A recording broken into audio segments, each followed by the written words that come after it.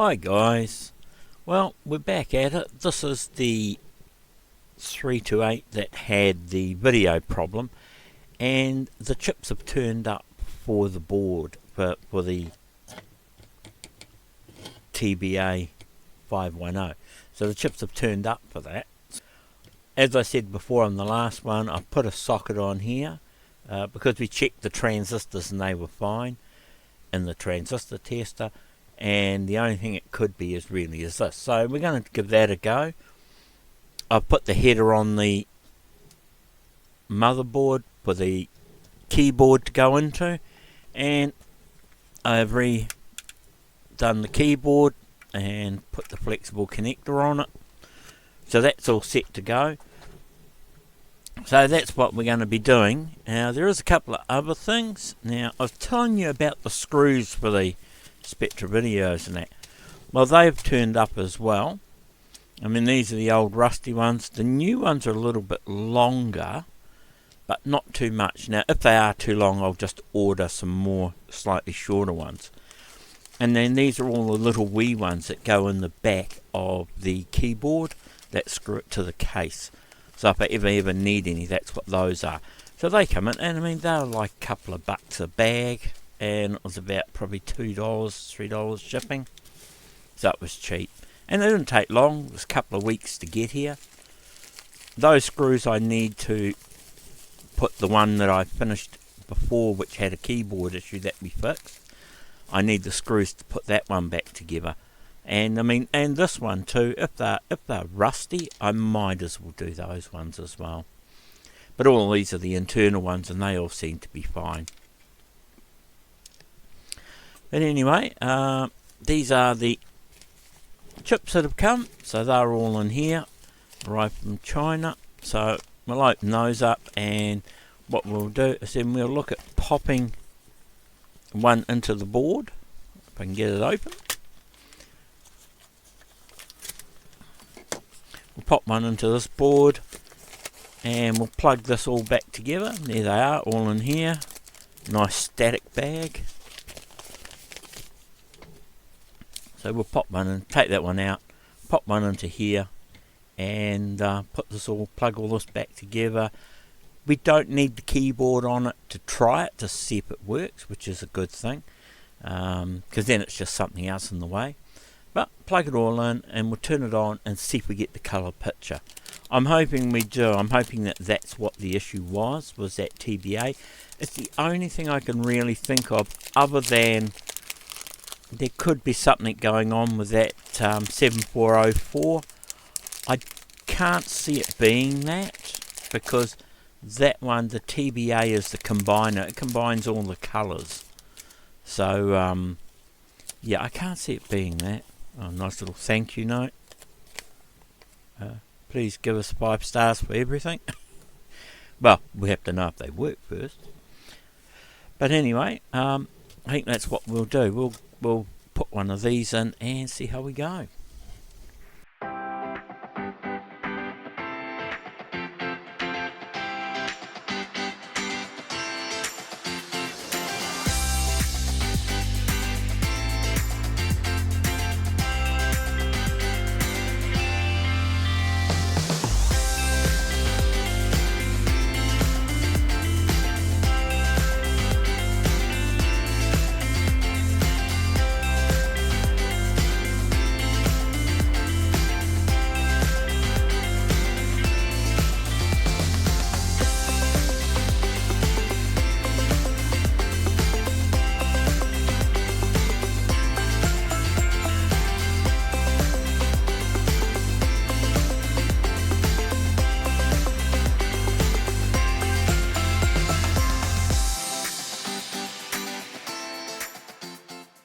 Now here's a quick test if you haven't already known by now, but a cotton bud, some isopropyl, and your chip, and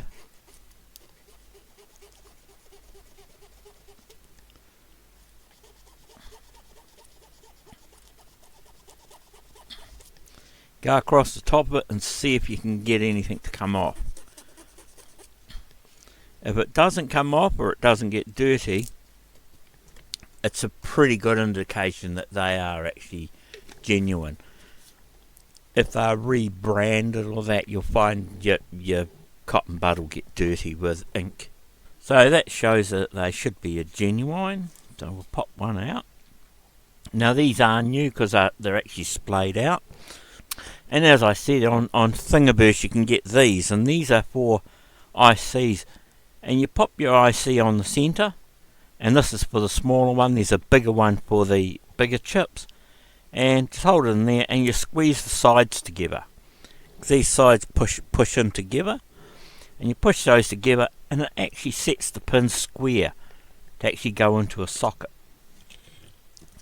Free files are on Thingiverse, and it's just called IC leg straightener.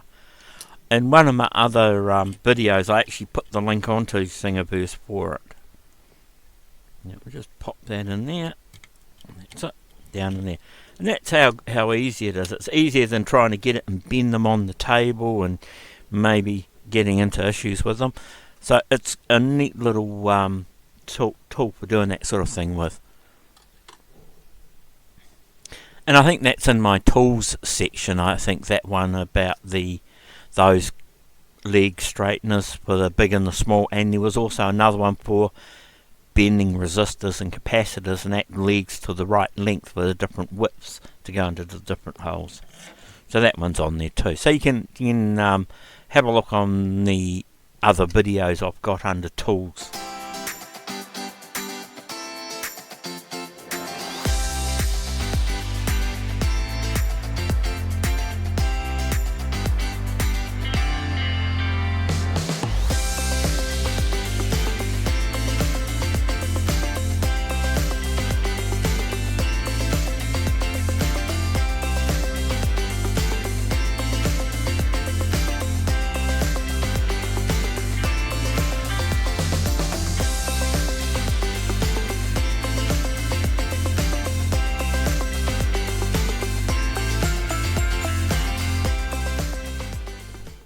Never have too many ice cream lids, container lids.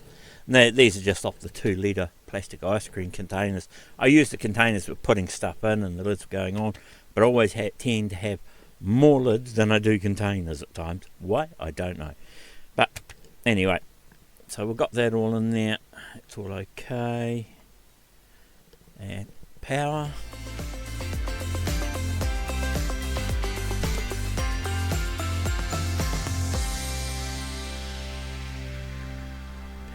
This, that in there, and so I've still got to look at the connector on here. I think the connector's okay. I'm pretty sure it's the socket that's got the issue. We'll power on. I'll wait for the screen to come up.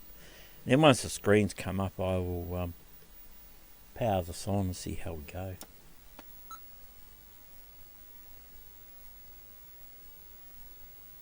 Okay, so it's not that, so it's not that that's causing us the issue, because I've still got the orange and yellow screen, as you can see. As you can see there, I've still got the yellow and orange screen. So, I wonder what it could be. Just a wee bit worried about using metal screwdrivers with these adjusters.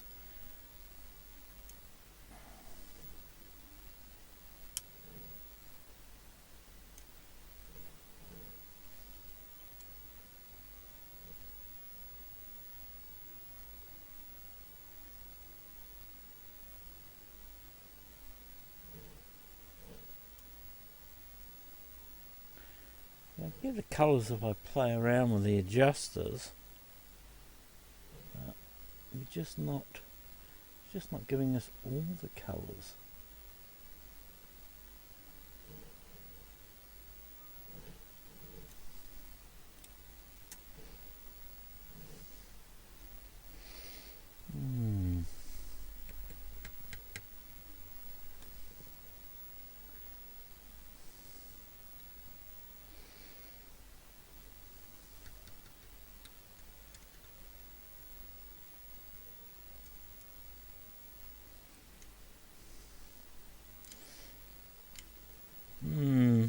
sure what's going on with this.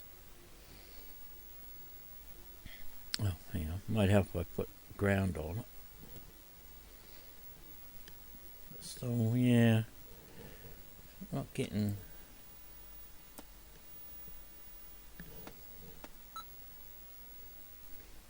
Yeah, it's just like it's not getting enough drive for one of the colours. That could be it.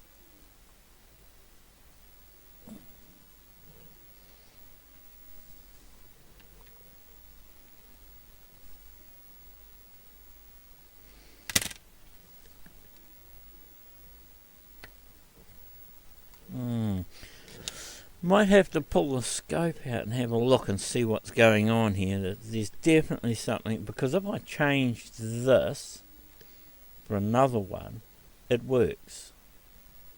So the thing I could do is the working one, I could pop a socket in where it has its combiner and try the other combiner in it to see if that's working.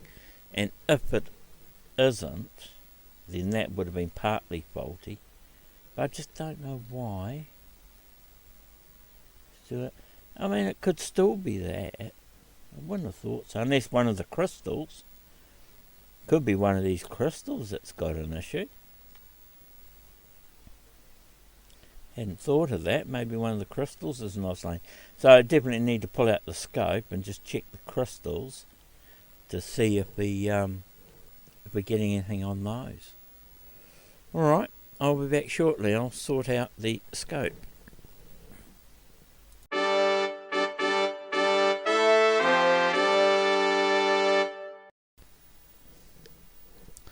Wow, look what turned up. It is a 3-in-1 dual channel oscilloscope signal generator with up to 120 megahertz bandwidth, 250 MSA sampling rate for the oscilloscope meter, and colour. So let's have a look. This will be interesting. Just we'll be going to need one shortly, and rather than using the old 30 megahertz scope, who knows? Look at that. Some leads and a book tells us all about it. Some manual. Some more leads. Test leads for the multimeter. The main unit, and a USB lead. That'll be for charging, and that's it. Nothing in the bottom.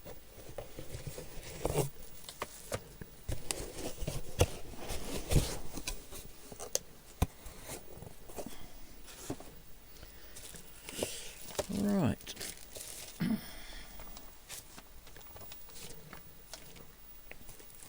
So this is what we got. This is a DSO 3D12 digital oscilloscope. Very nice. Nice leads. Actually got really well made leads. Not like some of the ones you get with the multimeters and that, and they're really sort of nyeh. And they're not very good quality.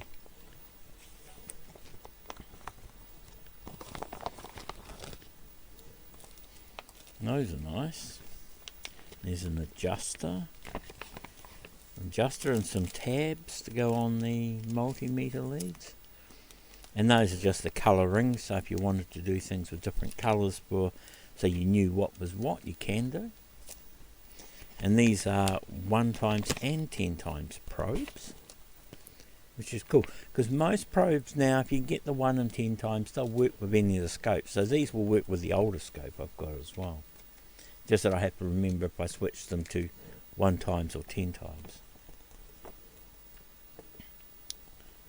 And of course, so they'll work with anything from 20 to 40 to 60 to 100, 150 to 200 megahertz. The leads.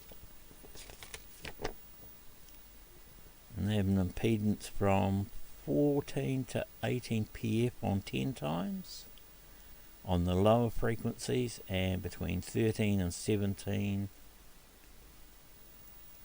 on the 10 times on the higher frequencies, and that's on the input capacitance. So yeah, up to 600 volts on the higher 10 times and 300 volts on the 1 times. Yeah, nice set of leads. They will be something to play with. Just put that in there, that in there. So we're going to have to use one of these anyway. So I don't think we need both, because all I need, I want to check the signals. And I want to see if we're getting signals from the different colours. And if we're getting them from the different coloured connections, then it's still got to be something on that board. So, and those are our other leads for our signal injector or our frequency injector tracker. But this is the main one we want to look at. It's not a huge unit. Nice little flip out lead to sit down so it can sit upright. 5-volt USB, power, earth, waveform connector. Of course, channel 1 and 2. Not sure which is which, it doesn't say, but I think it'd probably pick up whichever one you set it to. And along the front here, we've got voltage, ohms, diode, beeper, capacitance, minimum connection, that's the 750 volts with a multimeter. And on the other side, we're fused at 600 milliamp and unfused at 10 amps on that side. So, yeah, it's nice.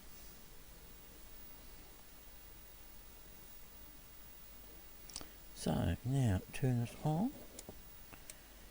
Generally these will come, yep, and it's up and on straight away. Cool.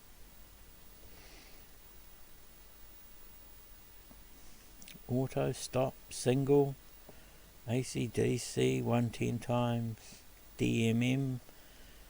They can go full, time-based, curve X, curve Y, trigger 1, 2, trigger edge, channel 2, channel 1, menu, up and down for 50%,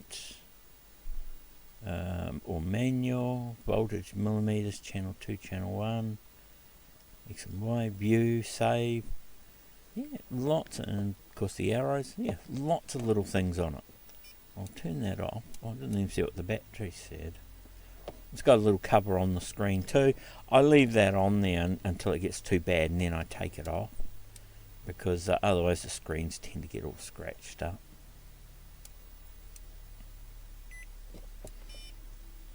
Yeah, it's just over half. It's probably about 2/3 charged, well, half 2/3 charged. So I mean, that's all right. So I'll turn that off. What I will do is I will plug it in to charge it up, because I have a USB here, and it's a USB-C connector too, which is cool.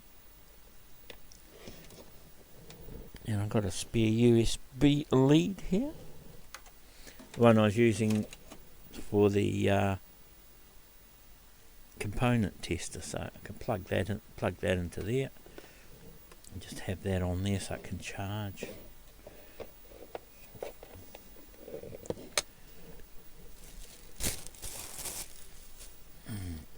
Right, so what I will do is I'll have a quick read through the book, and then we'll come back and we'll have a look at what's going on with this. Alright? Right, so we'll have a look at this now. I'll see what we've got. Now, this is the yellow We have 15.7 kilohertz coming through there. This is the yellow, and that's 15.7. That is the red and yellow, and this is the blue and yellow, and that's 15.7 as well. So they've all got the correct frequency coming through to them, and in that I'm getting the colour on here. There's got to be something else on here. We'll check on these resistors where we get our colours from and see what these give us.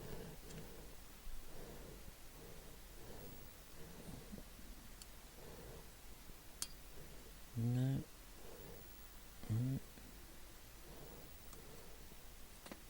Oh, that did something weird to it.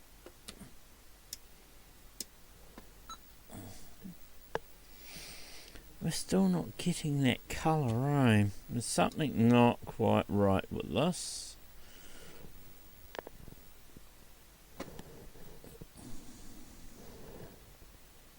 So we get our 15.7. It's jostling around a little bit, but that could be me putting my lead on it. We're still we're getting not the right colours. Oh, it could be the 7404. So, I mean, the only other thing I can try to do is to pull that off and replace it.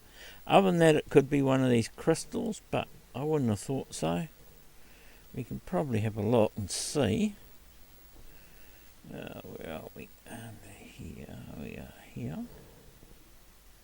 3.57. Seems to be alright. It's oscillating okay. That one doesn't have anything. I wonder if that's a dodgy. That should be a 4.43.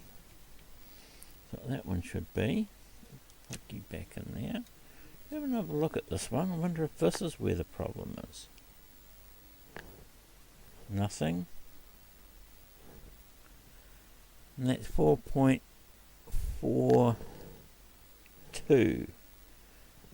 But we get nothing out of the other side of the crystal. It's not oscillating on this side. There's the other crystal. We're oscillating at 3.5759. And the other side we're getting 3.57. So this one's weird. I'm wondering if this is dodgy. I wonder if it's this crystal. I wonder. So what I might do is swap this over for the good working one, and then we'll check the crystal on the good working one and see if that gives us a different reading. If it does, then that could be where our issue is with the video on this one, and then we know exactly what we've got to replace.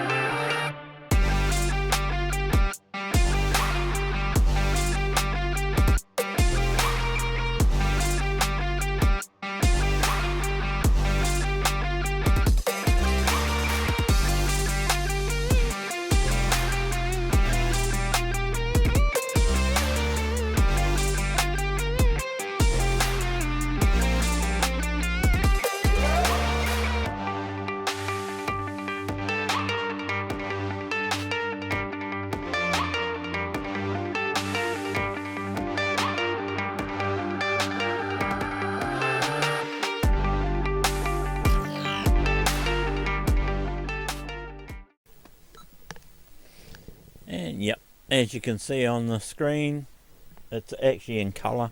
That is blue. It just doesn't look that great from where you are, but yep. So what we'll do is I'll plug this in and we'll see what that crystal reads.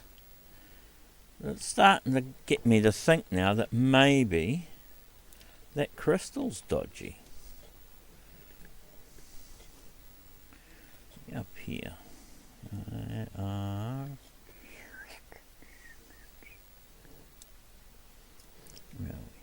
side goes to there.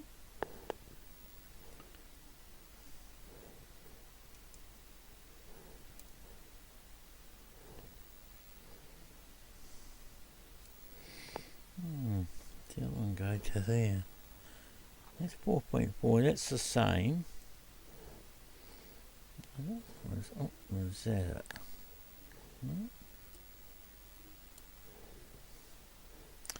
That one doesn't do it either. So that one's not, so it's not the crystal.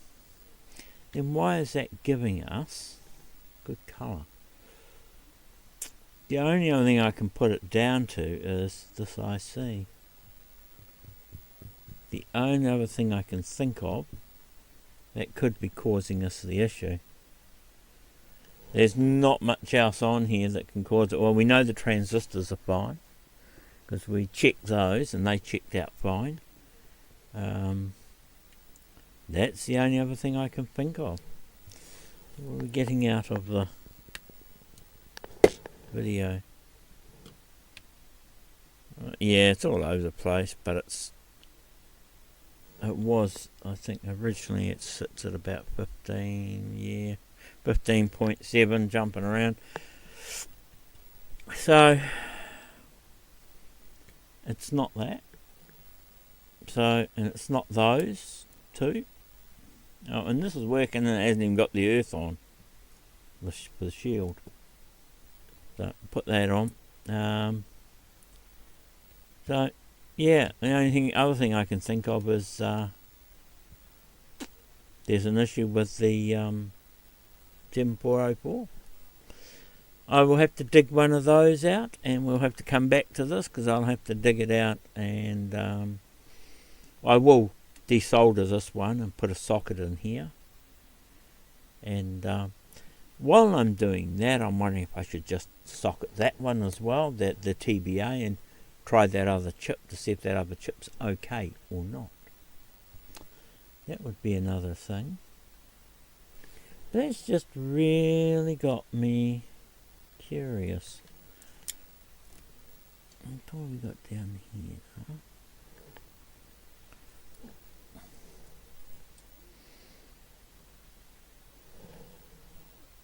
3.59.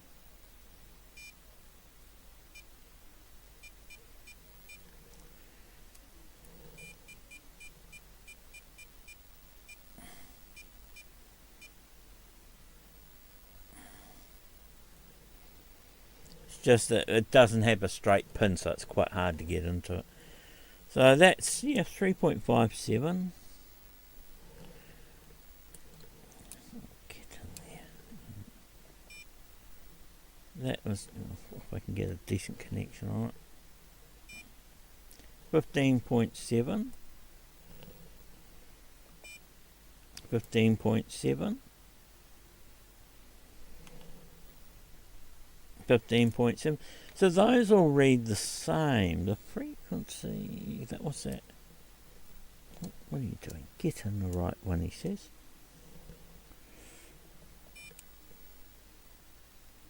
.57, and I'm sure the other one was reading exactly the same, 3.57.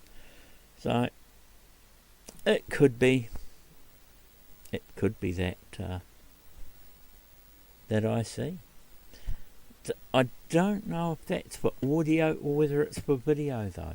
That's the only thing. I don't know if that's got something to do with the audio. So it may have something to do with latching for this.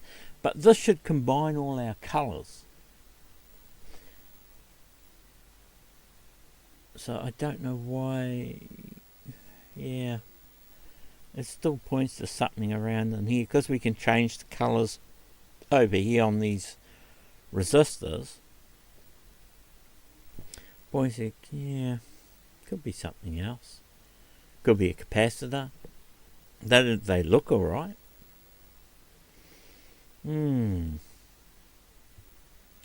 Interesting. Alright, so that's about where we're up to. So it's not the TBA, and we've had a little bit of a play with this. I've still got to read up a bit more on this. I'm not sure what everything does on here yet, so I'm going to have to sit down and read up and play around with that. But this seems to be working without any weight on the power connector now. And that's what I say, it's those sockets and there, they're not very nice.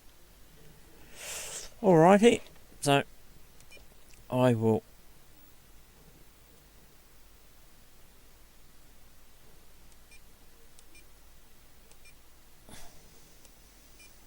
turn that off and let that charge up. And we will try and sort out what's going on. Well, there you go, guys. So that's where I'm up to. It's a little bit funny what's going on. Yeah, I mean that's the scope I got. That you can read it. So it seems quite nice, you know. It should do what I want. The other thing I didn't realise was the switch on the probe itself was selectable, so you can switch it up and down. For the 1 and 10, I didn't see this. That was the switch, and also, as you can see, the top does come off. It was on there so tight. I didn't think it came off. I thought it was actually moulded on there. So yeah. But one thing I do notice is the earths are very, very loose on it. I'm not a big fan of that. But we'll see how they go. So yes, I can get a better connection. So in the next video, what I'm going to do in the next video, there's a couple of guys, when I put a question up in the computer forum, that said, from what I wrote up on there, what are the voltage levels of the colours, and I didn't look at those, I just looked at the frequencies, and I noticed all the frequencies were correct. So in the next one, that's what I'm going to do. I'm going to check the voltages on each of the colours.